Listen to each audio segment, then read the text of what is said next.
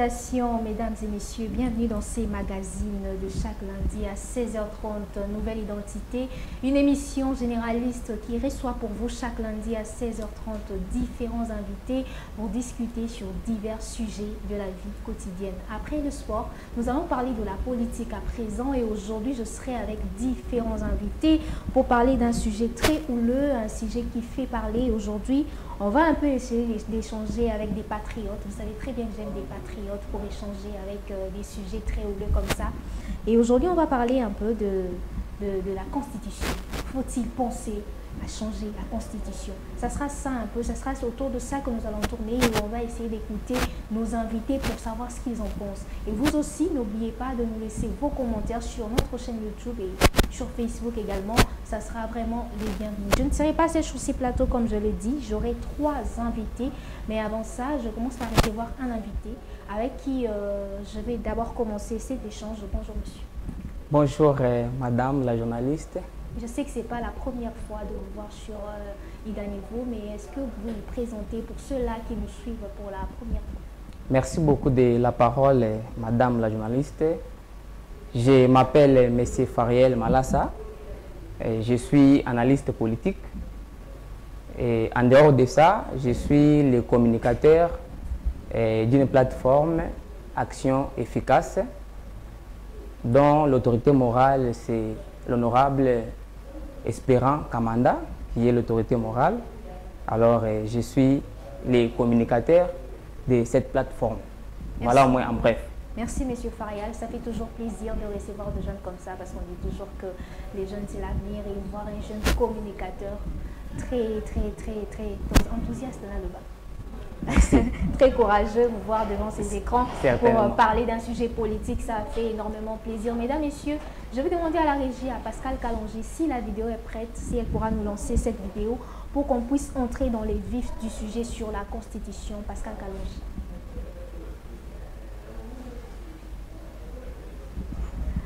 On m'annonce que la vidéo n'est pas prête, on va déjà entamer les sujets. Vous savez que, mesdames, messieurs, 5 mois après sa réélection, le président Félix a annoncé la mise en place d'une commission pour réfléchir sur une nouvelle constitution. Monsieur Farial, qu'est-ce que vous en pensez?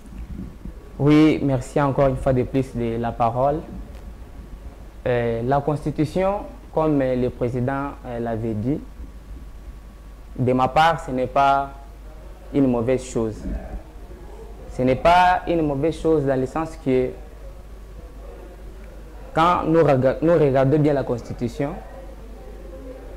il y a certains articles qui bloquent l'avancement de la gestion du pays. Alors, parmi ces articles, nous avons l'article 78, à travers lequel on nous dit: après l'élection du président de la République, en ce qui concerne la nomination du Premier ministre, il faut d'abord la nomination d'un informateur qui va bien évidemment identifier la majorité parlementaire, à travers laquelle majorité il sortira un Premier ministre. Alors, en voyant bien cet article, ça nous prend beaucoup de jours et beaucoup de mois. Parce que l'informateur a le délai de 30 jours.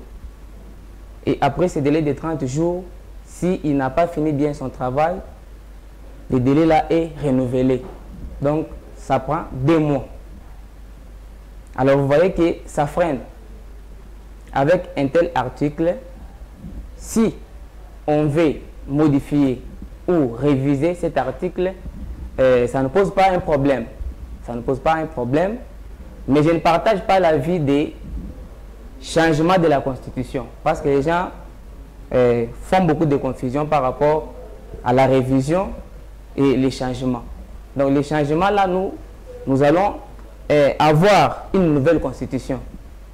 Mais la modification ou la révision, on va seulement se baser sur certains articles qui freinent bien évidemment l'avancement de la gestion du pays. Puisque vous parlez de la révision, est-ce que c'est vraiment la priorité de la population congolaise? C'est parmi les besoins prioritaires? Oui, ça fait partie. Parce que Parce que nombreux se demandent, est-ce que la Constitution, si vous avez pas 500 à 200 francs, vous savez, il y a des questions comme ça qui se posent. Est-ce que aussi ça va est-ce que c'est vraiment un besoin prioritaire pour la population congolaise? Merci beaucoup. Dans une nation, il y aura toujours beaucoup d'opinions qui vont s'élever au sein de la population. Parce que pour ceux-là qui disent que non, est-ce que le pain, réduire le prix du pain ou le taux de dollar, ça demande seulement le changement de la Constitution. Bon, ça c'est selon ce qu'eux pensent. Mais selon l'avancement ou la gestion aussi du pays, c'est très aussi important pour la modification de certains articles. Parce que si vous regardez bien, l'article là qui nous dit, bon, attendez, on vérifie d'abord dans la Constitution, l'article 200... 210 non, 218. L'article 218 de la Constitution nous dit ceci. L'initiative de la révision constitutionnelle appartient concurremment au président de la République. Il n'est pas seul. Au gouvernement après délibération en Conseil des ministres. À chacune des chambres du Parlement, à l'initiative de la moitié de ses membres. Une fraction du peuple congolais, en l'occurrence 100 000 personnes. Vous voyez, ça demande de l'intervention de beaucoup de personnes. Un référendum? Non, non, pour la modification de certains articles, même pour le référendum, comme vous venez de le dire, ça demande la participation de plusieurs personnes. Vous voyez, il y a 100 000 personnes là au sein de la population. Au niveau de la politique, nous avons le président et le gouvernement ainsi que le Parlement. Alors le président de la République, il n'est pas seul dans cette matière. C'est pourquoi il a dit qu'il va mettre une commission en place à travers laquelle on va étudier les questions pertinentes à la modification de certains articles de la Constitution. Mais sinon, comment doit se faire ce changement-là? Bon, les changements... Révision, comme vous l'appelez. Oui. La modification de certains articles, ça va, comme c'est déjà l'initiative du président de la République, et lui-même il avait dit, ne me faites pas d'un dictateur, il savait. Parce que ce n'est pas une simple chose. Ça demande beaucoup de raisonnement, beaucoup de pensées pour arriver à ça.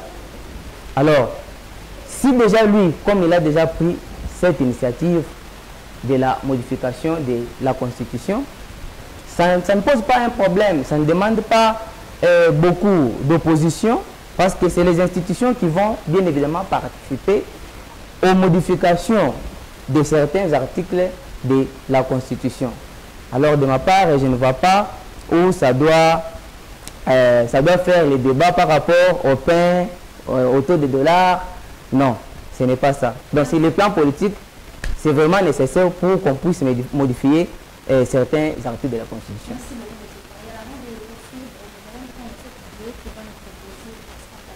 Merci.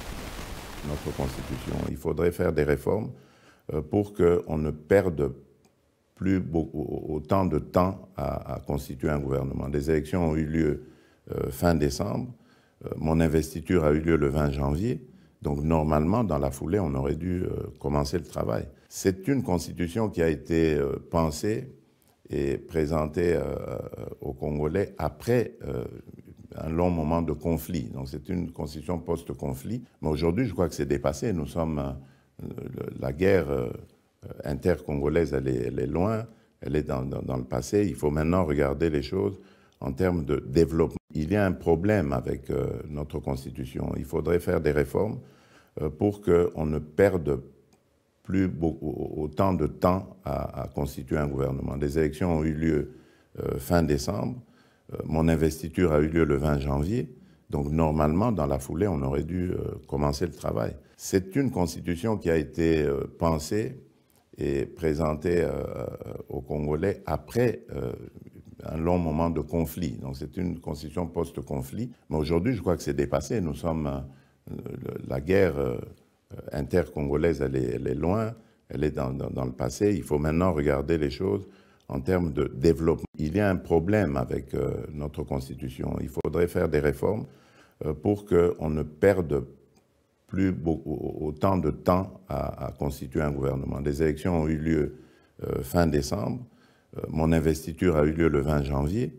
Donc normalement, dans la foulée, on aurait dû commencer le travail. C'est une constitution qui a été pensée et présentée aux Congolais après un long moment de conflit. Donc c'est une constitution post-conflit. Mais aujourd'hui, je crois que c'est dépassé. Nous sommes... la guerre intercongolaise, elle est loin, elle est dans le passé. Il faut maintenant regarder les choses en termes de développement. Il y a un problème. Vous avez suivi la vidéo, il s'agit du président de la République qui parle de la réforme de la Constitution. Monsieur Kaya, je vous réponds.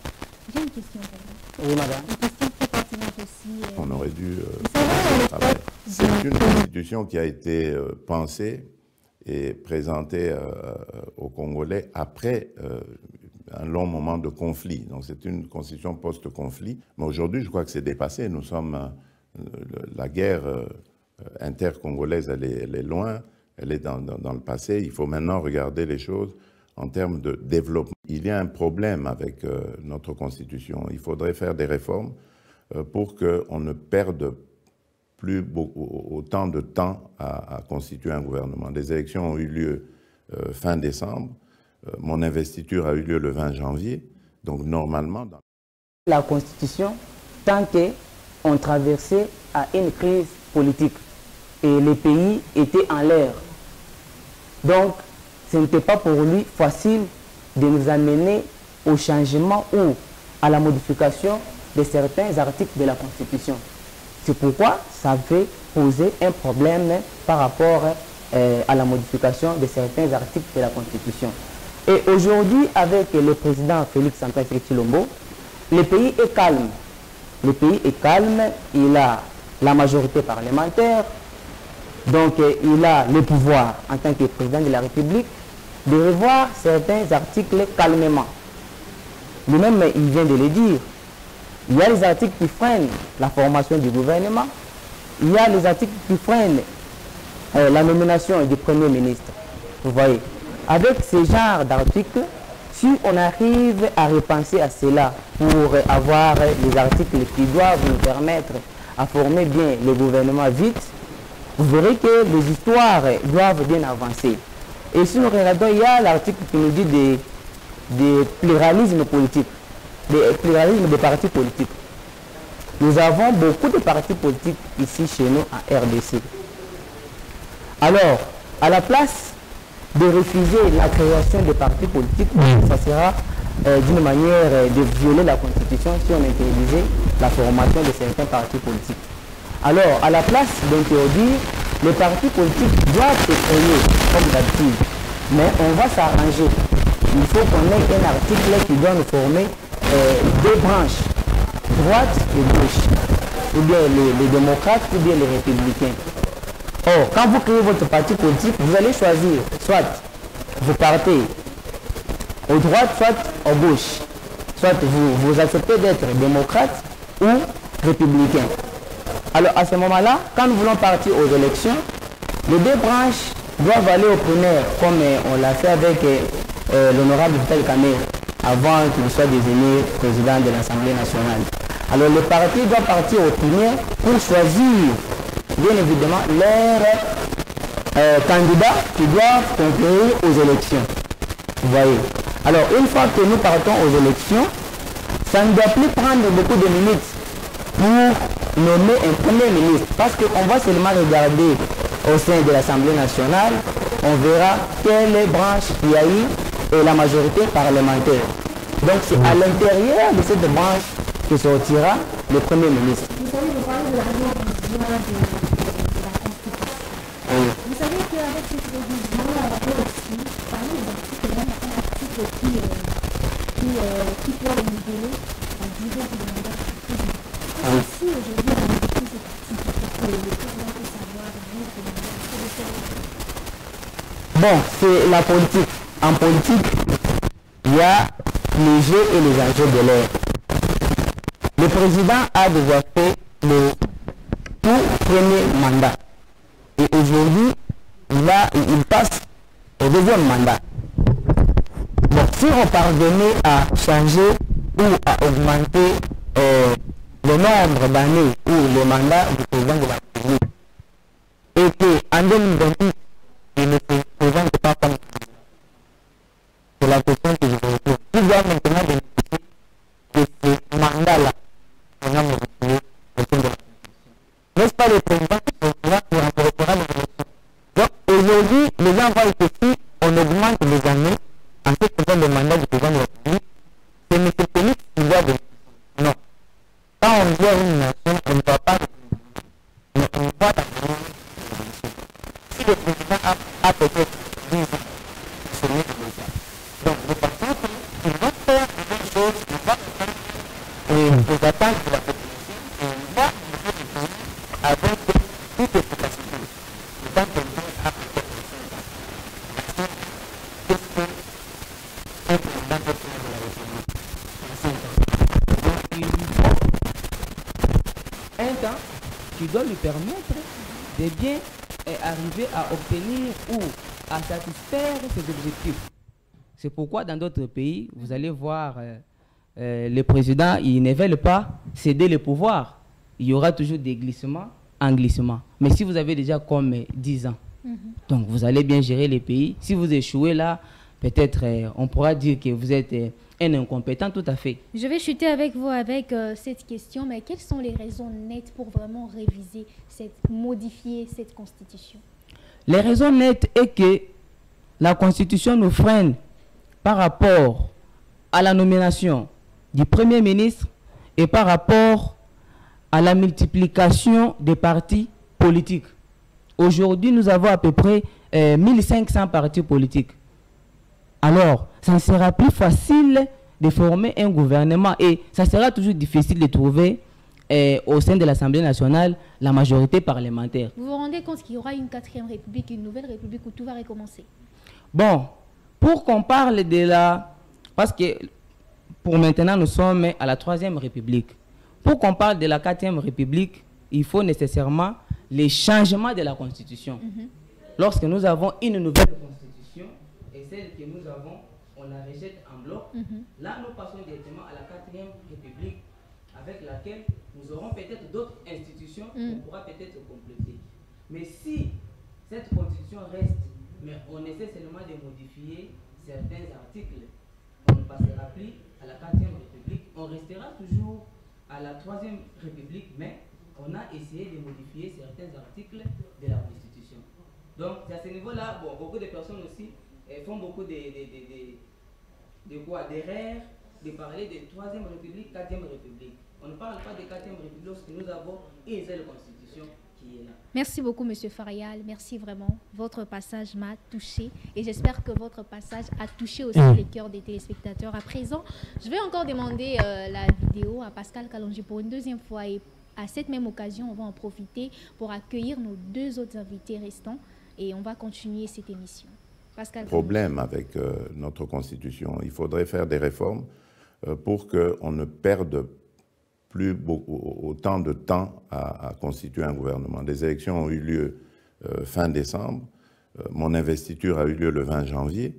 Donc normalement, dans la foulée, on aurait dû commencer le travail. C'est une constitution qui a été pensée et présentée aux Congolais après un long moment de conflit. Donc c'est une constitution post-conflit. Mais aujourd'hui, je crois que c'est dépassé. Nous sommes...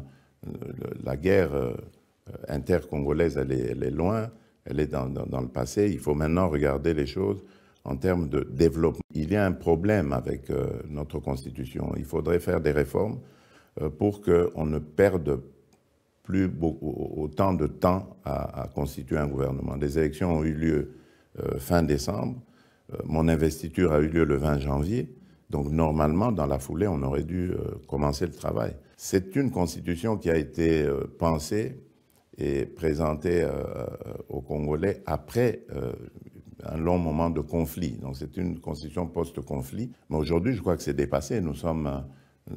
la guerre intercongolaise, elle est loin, elle est dans le passé. Il faut maintenant regarder les choses en termes de développement. Il y a un problème avec notre constitution. Il faudrait faire des réformes pour qu'on ne perde plus autant de temps à constituer un gouvernement. Les élections ont eu lieu fin décembre.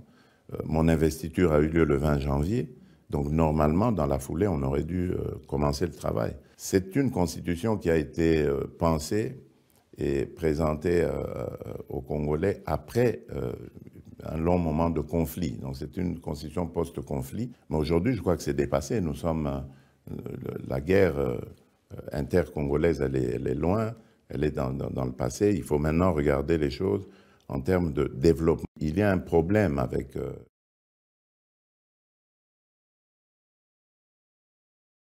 Papa Farial, mais je suis maintenant avec Monsieur Joseph et Monsieur Patrick. Bonsoir. Bonsoir. Bonsoir, Monsieur Joseph. Bonsoir. Très beau, hein? Merci beaucoup. Monsieur Patrick, oui, merci. Merci également. Merci, merci. Rapidement, je vais vous demander de vous présenter. Comme ça, les téléspectateurs, en face, Yanani. Et je vois votre charpe, là. On va un peu savoir que ce que ça veut dire. Rapidement, vous allez vous présenter. Je commence par vous, Monsieur Joseph. Ok, merci beaucoup. Je crois que Naza et Lungasikate. Je suis Bonponjabo Joseph, le président national de l'ONG que vous voyez ici. On a porté des écharpes, la révolution des leaders d'aujourd'hui. Je ne suis pas seul, je suis accompagné de notre rapporteur, Yepe Moto, pour expliquer on a besoin de Makasi. Et puis, donc voilà. Merci, Président. En fait, la révolution des leaders d'aujourd'hui, c'est une grande structure qui émerge depuis un temps en République démocratique du Congo. Comme vous pouvez le remarquer dans notre logo, il y a un doigt. Donc, et puis, il y a devant, il y a une personne qui est en train de marcher. Et puis derrière, il y a au moins 4 personnes chacun en faisant son mouvement. Ce qui sous-entend, nous prenons la diversité parce que nous nous reconnaissons comme étant des leaders. Alors, étant des leaders, nous avons un objectif, c'est la signification même de ce doigt. Dans un objectif, nous poursuivons un but. Le but est que nous ne visons que l'intérêt et l'épanouissement, l'amélioration des conditions de vie de la population, tout en mettant en place des valeurs que nous portons, que nous croyons en chacun de nous. C'est la signification derrière de ces logos. Alors, je profiterai également pour demander aussi à d'autres jeunes qui nous suivent en ce moment, des leaders, nous croyons en vous, vous avez des potentialités, vous avez des capacités, alors n'hésitez pas à nous rejoindre. Une bonne manière de faire une révolution, c'est en mettant en place des valeurs, des connaissances, et non pas en faisant recours aux armes, comme nous avons choisi la connaissance pour mettre en valeur, afin d'atteindre l'objectif qui est la révolution. Merci beaucoup, Monsieur Patrick, et merci à vous aussi, Monsieur Joseph. Je viens de me souvenir que je n'avais pas dit à Monsieur Farial qu'il était beau. Mais j'ai dit quand même, j'en profite, il est très beau. Je sais qu'il est là et il sourit. Merci pour ses sourires. Vous avez minutieusement écouté les propos de Monsieur Farial. Et le même sujet vous retourne. Faut-il vraiment changer la Constitution? Je commence par vous, Monsieur Joseph. Ok, merci beaucoup. C'est une très bonne question d'ailleurs. Vous savez, nous sommes la révolution des leaders d'aujourd'hui. Nous devons faciliter la compréhension à la population. C'est un sujet qui, n'est-ce pas, crée des ambiguïtés dans l'opinion nationale. Voyez-vous, vous savez, nous devons comprendre que la Constitution, d'abord, ce n'est pas une loi. C'est la loi des lois. La Constitution, eza mobe côté, mais eza mobe koli kondi. Eza mobe ko epé sa ravi na ba mibe ko nyonso. Alors, scientifiquement, pour élaborer la Constitution, il ne faut pas comprendre, on doit faire, n'est-ce pas, recours à cette approche. Il y a ce qu'on appelle l'approche historique. C'est-à-dire, lorsqu'on veut élaborer la Constitution, on doit, n'est-ce pas, jeter un œil, passer dans ce qui s'est passé, passer dans pour ne pas éviter d'erreur à passer. Il y a ce qu'on appelle l'approche empirique. C'est-à-dire qu'au bout d'une expérience, une expérience, Marambo te vivra. Il y a une approche fonctionnelle, il y a presque beaucoup. Donc, par là, je vais dire que notre Constitution a été élaborée tout en respectant, n'est-ce pas, cette approche scientifique. C'est-à-dire, comment on va ces référents à passer dans le bataille entre autorités politiques, entre institutions, basali banalise yango yango bakomi mobeko likondi oyo tozomona. Et puis tant bakomi yango bakoma yango mpona ko, n'est-ce pas, ko résoudre cette préoccupation majeure. Et là, il faut opinion, entre autres, cette constitution a été élaborée pour, n'est-ce pas, assurer le fonctionnement harmonieux entre les institutions de l'État. Cette constitution a été élaborée pour éviter les conflits. Cette constitution a été élaborée pour instaurer l'état de droit. Cette constitution a été élaborée pour contrer, n'est-ce pas, toute tentative de dérive dictatoriale. Cette constitution a été élaborée pour lutter contre l'impunité. Cette constitution a été élaborée pour assurer l'alternance démocratique. C'est quoi, Namarambo tout, ma préoccupation majeure, ça là comme constitution. Pour Namarambo tout, répondre article par article. En ce qui concerne l'état de droit, ils ont la carte constitution qui va développer. En ce qui concerne lutter contre l'impunité, ils ont la carte constitution qui va répondre à lorsqu'on veut initier une modification, il faut, on doit initier la modification par rapport à quoi? Parce que en primo, la Constitution a d'abord respecté les 7 étapes scientifiques de l'élaboration d'un travail scientifique. Les 7 approches, et puis la préoccupation majeure.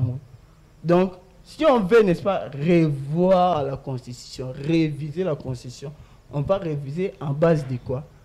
C'est-à-dire, nous, en tant que scientifiques, on doit poser des bonnes questions pour rencontrer problème. On ne peut pas parler comme des vulgaires. Mais vous avez suivi la vidéo que nous venons de balancer. Il y a quand même le développement qui est comme objectif. Il y a quand même le développement qu'il a cité le président. Mais le développement, je l'ai dit clairement. J'ai dit, notre préoccupation a été élaborée pour répondre à cette préoccupation majeure. Maintenant, entre les 7 préoccupations majeures qui est parasitiaque, je peux le dire, entre les 7 préoccupations majeures, qu'est-ce qui est bloqué? Qu'est-ce qui ne répond pas? Qu'est-ce qui constitue un bloc à ce moment pour, n'est-ce pas, chercher à revoir cette constitution? Parce que nous devons le dire aussi clairement, nous avons une constitution, je peux dire, la plus belle. Expliquez-vous un peu, avant que je prenne M. Patrick. Nous avons une constitution la plus belle parce que notre constitution, primo, elle a d'abord respecté tout. Et puis, elle répond aussi aux bonnes préoccupations. Lorsque vous parlez d'elle a respecté tout, c'est dans quelle mesure? Non, là, je parle scientifiquement, elle a respecté tout. Parce que tout le monde, entre autres crises, il y a, comment on appelle ça, il y a Lumumba, Nakasavubu. Ce qui s'est passé, crise, il y a l'institution. Ce qu'on a, constitution, c'est difficile pour voir ça. Et puis je l'ai dit que la constitution n'est pas une loi, c'est la loi des lois. Si on veut revoir, si on veut faire quelque chose, on peut tout simplement créer une loi, n'est-ce pas? Parce que mais dans cette même constitution, il y a une loi qui dit que lorsqu'on veut modifier la constitution, il y a quand même une loi qui stipule qu'on peut modifier. Je prends par exemple, la Constitution peut être révisée s'il existe de justes motifs d'intérêt public. Là, nous sommes dans l'article 220. Mais est-ce que vous ne pensez pas que si c'est une question d'intérêt public, est-ce qu'elle ne peut pas être modifiée ou elle ne peut pas être révisée?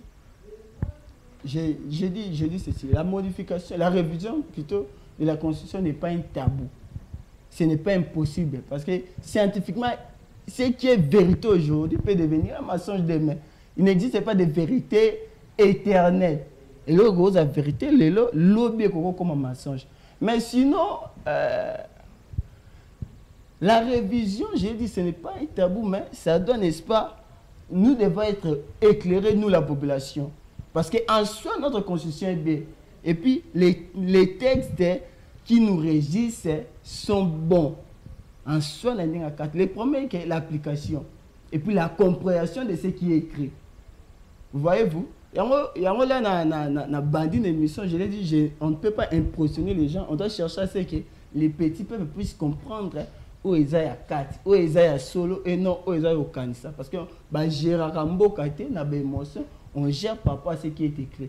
Tout le monde, en gros, lorsqu'on veut poser une action, on est bloqué. Si on a raison, à ça, la recours, on a écrit. Regardez l'article.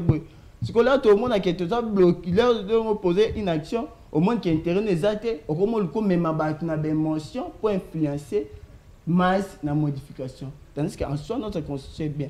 Je ne suis pas seul, je suis accompagné de notre rapporteur. Lui aussi, c'est Non, un on va lui politique. laisser la parole. Ok. Il va aussi s'exprimer s'il pense vraiment que c'est important, les changements de la Constitution. D'ailleurs, c'est ce qui fait, merci pour encore une fois pour m'avoir accordé la parole. Ce qui fait un peu la beauté de notre structure, c'est aussi ça, parce que nous nous basons sur la rationalité. Ok. Vous voyez, ce qui sous-entend, on peut, en fait, jaillissent en nous des idées, tout en tenant compte de la rationalité.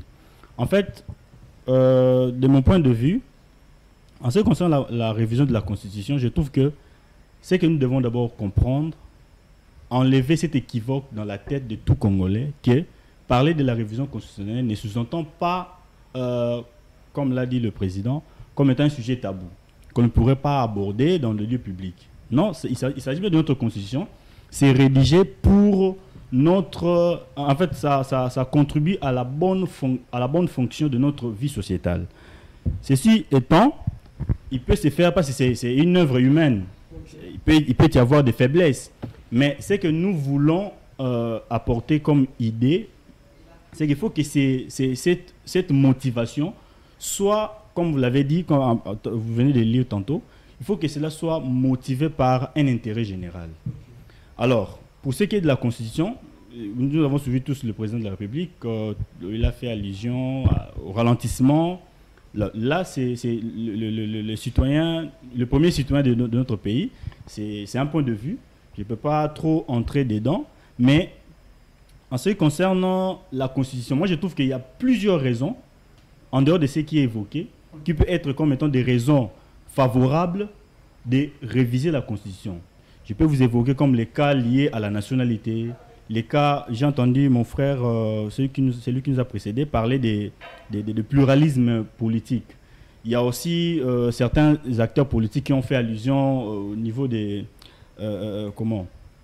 à la gestion, entre autres la décentralisation, et j'en passe. Alors, je trouve que s'il faudrait modifier la Constitution, il ne faut pas nous réfugier derrière le ralentissement des institutions. Parce que si vous dites aujourd'hui que c'est grâce à cause de la Constitution qu'il y a le ralentissement, je vous dirais qu'il y a des problèmes techniques que nous croisons dans notre parcours en tant qu'État. Après l'élection, il y a les dossiers liés aux contentieux électoraux qui prend aussi du temps. Alors, quand vous voulez donner comme raison le ralentissement du choix du Premier ministre intervient parce qu'il y a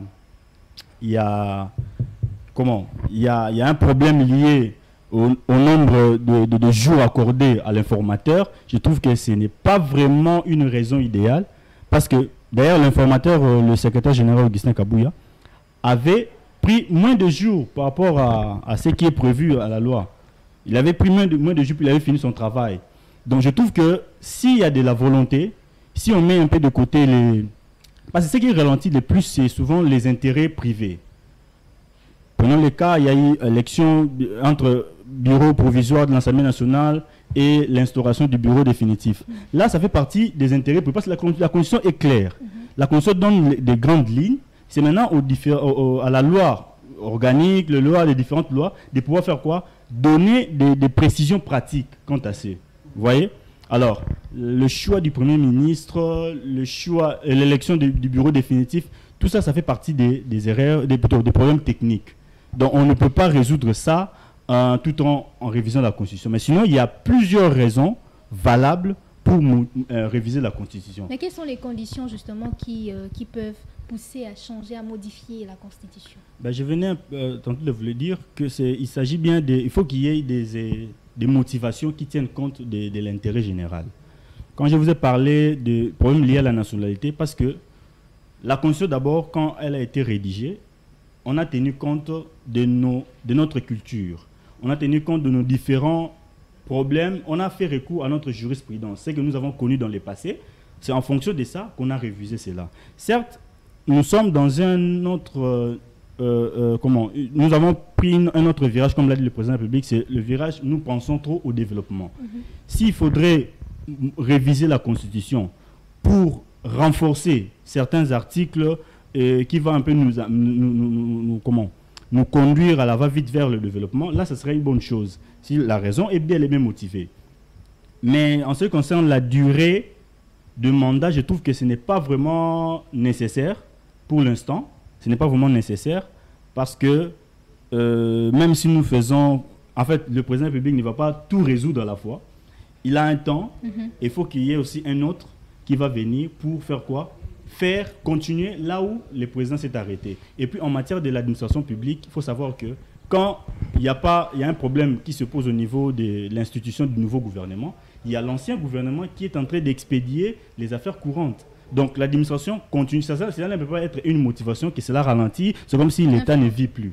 Or, l'État continue de vivre jusqu'à présent, l'État continue de vivre alors qu'il n'y a pas un gouvernement effectif, il y a un nouveau gouvernement en place. Mais il y a ceux-là qui exercent, qui expédient les affaires courantes, qui sont là, parce que c'est la logique de la Constitution, la logique des lois de la République.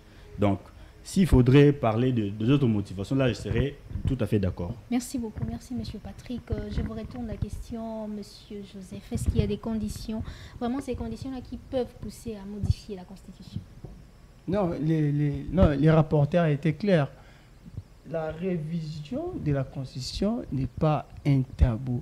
On peut toutefois revoir certains articles. Mais moi, je me penche dans ces coins. Je l'ai dit que la Constitution n'est pas une loi, c'est la loi des lois.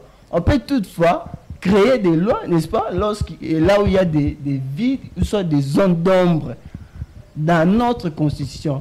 Mais dire on doit modifier complètement en référent de ce que le président de la République a prononcé, soit disant que les institutions sont bloquées, qu'on sort, il y a des ralentissements pour nommer le Premier ministre, vous voyez, qu'on sort.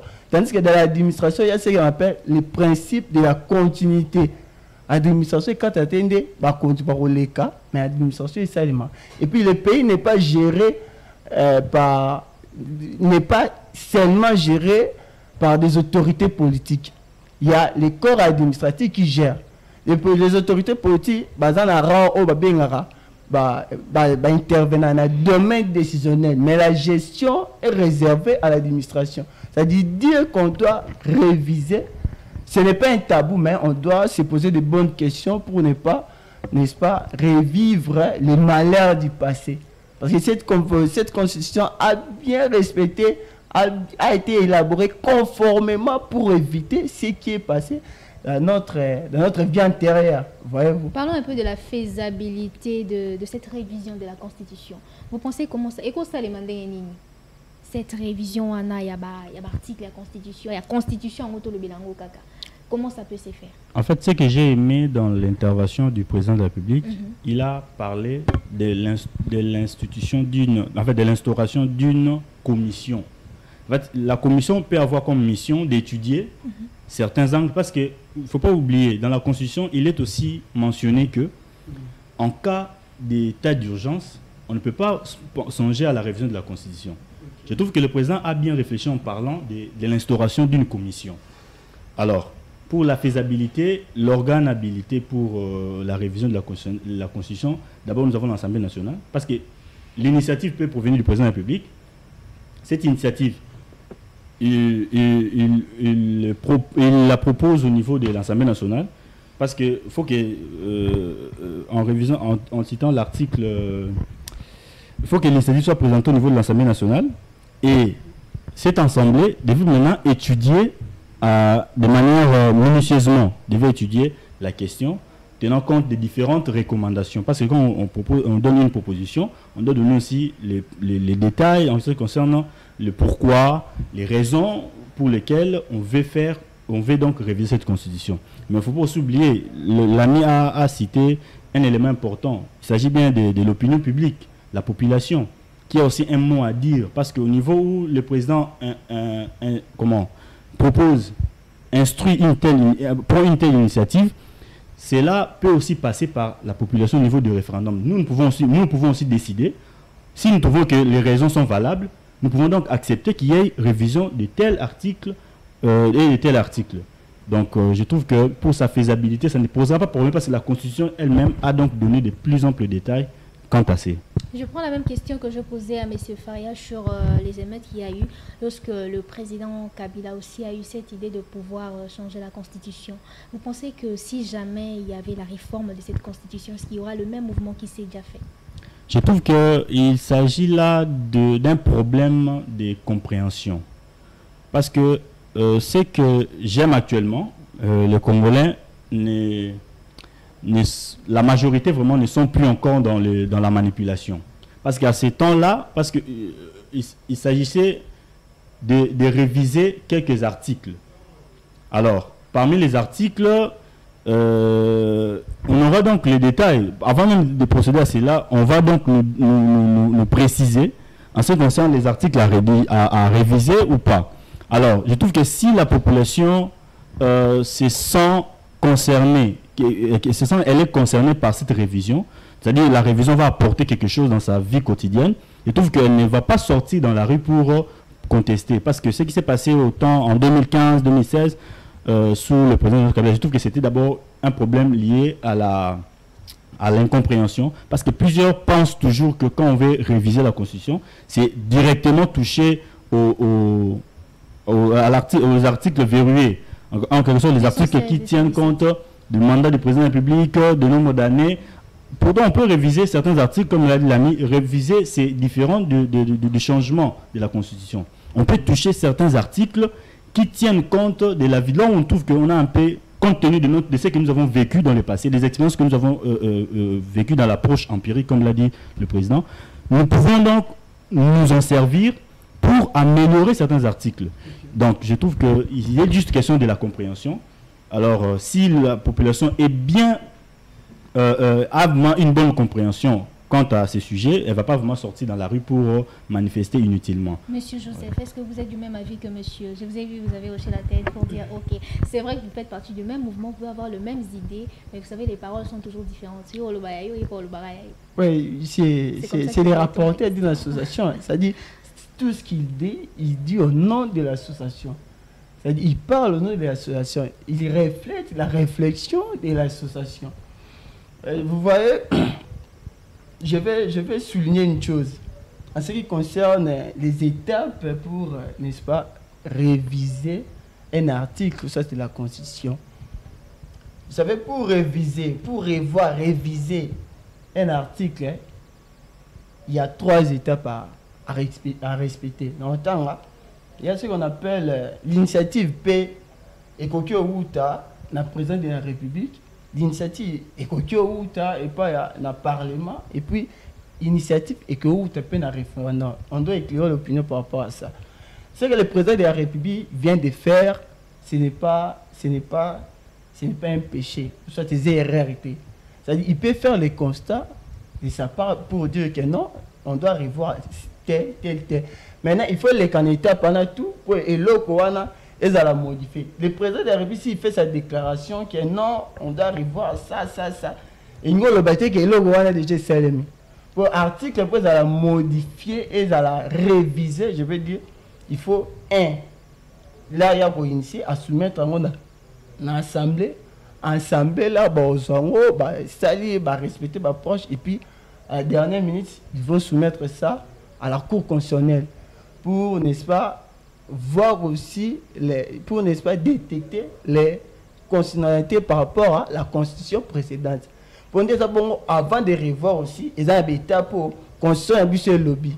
Et là, on peut simbater, là, on peut simbater. Parce que Cour constitutionnelle, à la dernière minute, ça va être que là, on peut simbater et puis ça mara na constitution biso. Donc, et qu'on aussi mamaté tout. Donc, en tout cas, je l'ai dit, nous avons une très belle constitution, on doit les protéger, on doit, n'est-ce pas, la chérir. Tout ça, maintenant, c'est à nous, la population, c'est à nos autorités, n'est-ce pas, de chercher à appliquer ce qui est écrit. Parce que la constitution, c'est notre idéal. Lorsqu'on ne veut pas l'appliquer, du coup, on va commencer à se lamenter, à chercher des boucs émissaires presque partout.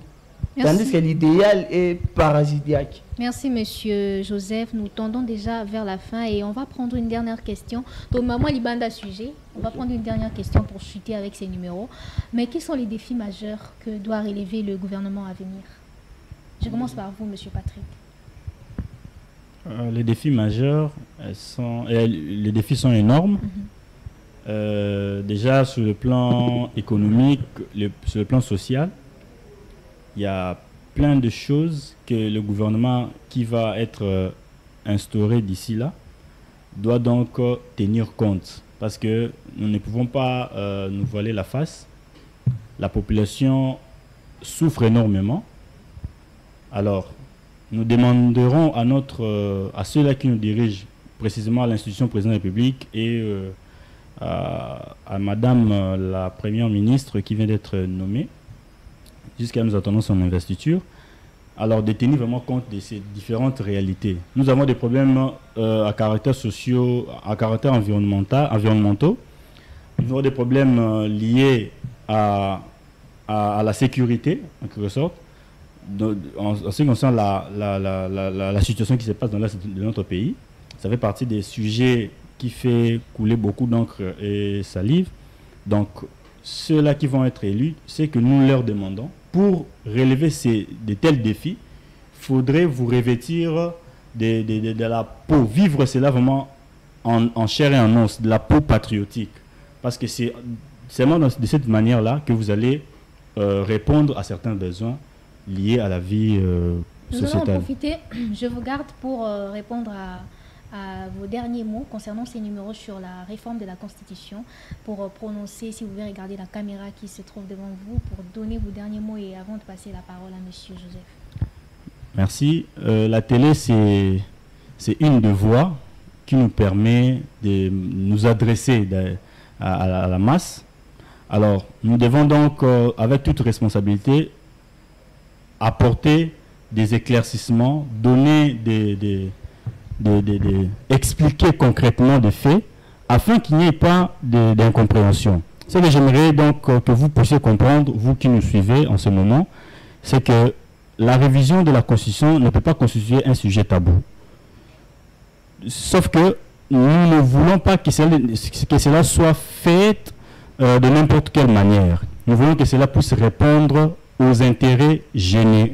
Merci beaucoup, M. Patrick. Je vous prends, M. Joseph, pour répondre à cette question des défis que doit relever le gouvernement à venir, et on va en profiter également pour chuter avec vous en 10 secondes seulement. Ok, merci beaucoup. En 10 secondes, je ne peux pas tout étaler, mais je profite seulement pour lancer un message à l'opinion et puis faire une demande à nos autorités.